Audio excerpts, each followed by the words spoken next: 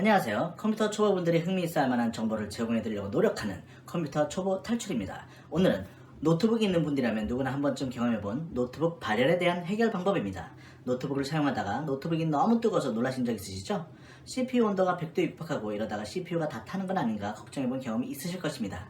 만약 그렇다면 컴퓨터에 대해서 잘 모르는 초보분들도 쉽게 해볼 수 있는 방법 두 가지를 설명드릴 테니 꼭 따라해보세요. 시간 5분도 안 걸립니다. 방법 하나, 공기순환 환경 개선하기. 노트북 기기에는 기본적으로 내부에서 발생하는 열을 억제하기 위한 여러가지 장치들이 있습니다. 대표적인 것이 바로 쿨링팬인데요. 쿨링팬은 선풍기처럼 바람을 불어서 노트북 내부의 공기를 분산시켜 발열을 억제하는 역할을 합니다. 분산된 공기는 어디로 가야 될까요? 당연히 노트북 밖으로 나가야 할 것입니다. 열기가 밖으로 나가야 한다면 열기가 나가는 구멍, 즉 통풍구가 잘 뚫려 있으면 됩니다. 노트북 통풍구는 노트북 제조사에 따라서 조금씩 다르긴 하겠지만 대부분 노트북 화면 아래 뒤, 옆, 모서리, 바닥에 위치하고 있습니다. 통풍구는 공기를 흡입하는 쪽과 배출하는 쪽이 있는데요. 이런 통풍구가 제 역할을 하지 못한다면 발열을 잡는 것이 당연히 어렵겠죠? 자, 원인을 알았으니 이제 해결 방법을 말씀드리겠습니다. 첫 번째 공기순환 환경 개선 방법, 바로 노트북의 통풍구에서 공기가 잘 통하도록 그리고 노트북 표면이 공기가 잘 닿도록 만들어주면 됩니다. 노트북 바닥을 띄워주기만 해도 이런 환경이 만들어지는데요. 아주 간단하게는 노트북 아래에 지우개나 문콕 방지 패드 등을 대는 것만으로도 열 감소 효과를 볼 수 있습니다. 만약 띄울 수가 없다면 바닥이 평평하고 딱딱한 곳에서 노트북을 놓는 것이 좋습니다. 침대 위, 소파, 파우치 위 이런 곳은 공기구멍을 더 꽉 막히게 만들기 때문에 피하는 게 좋습니다. 그런데 기왕 이렇게 쓰실 거 노트북 거치대를 이용하는 것을 더 추천드립니다. 그 이유는 지우개보다 더 높이 띄울 수 있어 공간 활용은 물론 거북목 방지에도 효과적이기 때문이죠. 제가 노트북을 쓰면서 목 디스크로 고생을 했는데요. 거치대 쓰고 훨씬 좋아졌습니다. 또한 커피숍 같은 데서 사용할 때도 좁은 공간을 효과적으로 사용할 수 있으며 무엇보다 지우개보다는 거치대가 더 간지가 난다는 것입니다. 단, 노트북 거치대 바닥이 다 막혀있는 제품은 비추입니다. 왜냐고요? 공기가 드나들 공간을 막을 수 있어서입니다. 저렴한 가격에 취향껏 이쁘고 튼튼한 제품을 고르시면 되겠습니다. 만약 바닥을 띄웠는데도 발열이 줄어들지 않는다? 그럼 통풍구 청소를 해보는 것도 좋은 방법입니다. 다이소 같은 데 가면 전자기기 먼지 터는 스프레이를 판매합니다. 노트북을 오래 사용해서 노후되었다면 이런 제품을 이용해서 통풍구 있는 곳의 먼지를 제거하는 것도 좋은 방법인데요. 내부를 열거하는 것이 가장 좋겠지만 노트북 분리를 잘 하지 못하는 분들이 아마 대부분이겠죠? AS 센터 같은 곳을 찾아가서 노트북 상태 검사를 요청하면 대부분 내부 먼지 상황에 따라 다르지만 먼지 제거를 해줍니다. 그런데 이런 제품이 불편한 경우가 있는데요. 바로 발사 손잡이가 생각보다 누르기 힘든 경우가 많습니다. 총 모양 제품은 제 개인적으로 비추하고 싶습니다. 위에서 누르는 방식의 스프레이가 훨씬 더 편했던 경험이 있습니다.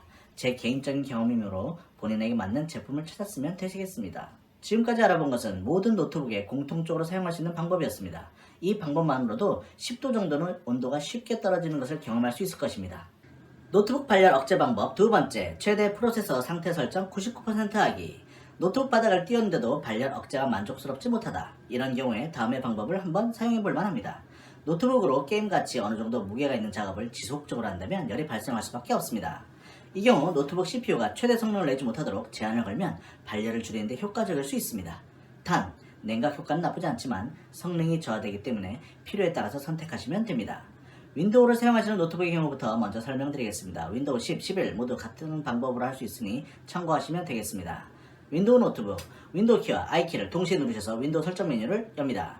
검색창에 전원관리라고 치시면 전원관리 옵션 편집이라는 항목이 나옵니다. 만약 전원관리 혹은 전원 등의 검색을 넣었는데 관련 옵션이 안 나온다면 영상 아래 더 보기 항목을 참고해보세요. 삼성이나 LG, 델, HP 같은 브랜드의 경우 일부 모델에서 별도의 컨트롤을 사용하는 경우가 있는데요. 관련해서 참고할 만한 블로그 페이지들입니다. 내용이 좋을 뿐 저와는 아무런 관련이 없는 분들이라는 점 미리 말씀드립니다.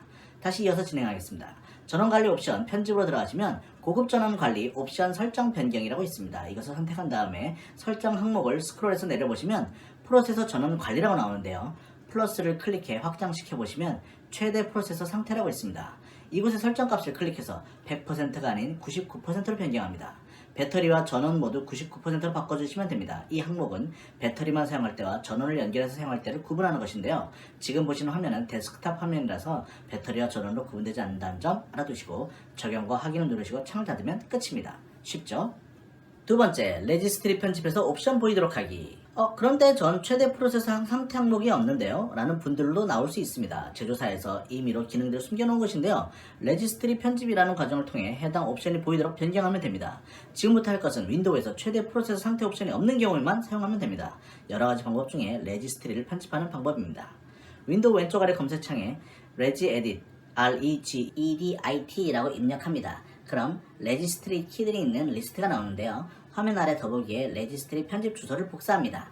그리고 편집키 상단에 있는 주소를 다 드래그한 다음에 복사할 주소로 변경합니다. 이렇게 하면 오른편에 여러가지 내용이 나오는데요. 어트리부츠 항목을 찾습니다. 이 항목을 더블 클릭하면 값을 변경할 수 있는데요. 2로 변경합니다. 이것은 최대 프로세서 상태 옵션이 메뉴에 보여지도록 하는 것입니다.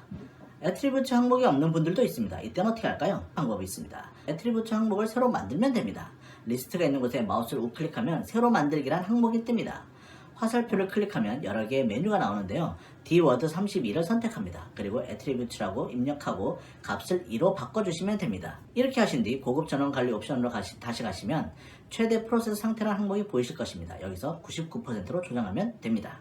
세 번째, 맥북은 어떻게 할까요? 요즘 맥을 사용하는 분들도 많습니다. 맥의 경우 윈도우가 아니라 맥 OS를 사용합니다. 안타깝게도 맥 OS에서는 이렇게 프로세서 전원을 설정하는 방법이 없습니다.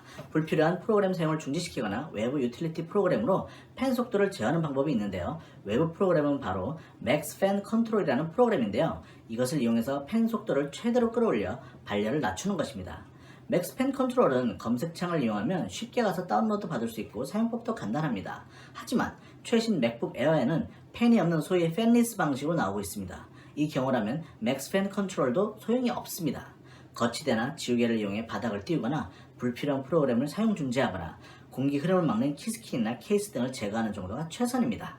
지금까지 초보자도 할 수 있는 노트북 발열 제어 방법을 알려드렸는데요. 이 방법만으로도 꽤 많은 경우 발열 억제에 도움이 될 것입니다. 시간도 얼마 안 걸리고 비용이 드는 것도 아니니 지금 바로 한번 해보세요. 사실 이 외에도 CPU의 서머를 재도포하거나 언더볼팅을 하는 등의 방법이 더 효과적이라고 알려져 있습니다. 그런데 이 방법은 초보자 하기엔 좀 어렵습니다. 서머를 재도포하는 것은 노트북을 분해하는 것인데 비전문가가 이것을 한다는 건 여러모로 두려운 일이죠. 언더볼팅은 적절한 값을 찾기 위해 계속 조정하면서 봐야 합니다. 그런데 어느 타이밍이 적정한가도 초보자가 알기는 어렵습니다. 그럼 지금까지 알려드린 방법을 먼저 해보시고 그래도 상태가 좋아지지 않다면 AS센터로 가셔서 전문적인 상담을 받아보는 것이 더 도움이 될 수 있습니다. 만약 오늘 정보가 마음에 들었다면 구독, 좋아요 한 번씩 부탁드리겠습니다. 그럼 저는 다음에 또 좋은 정보로 만나뵐 수 있도록 하겠습니다. 안녕히 계세요.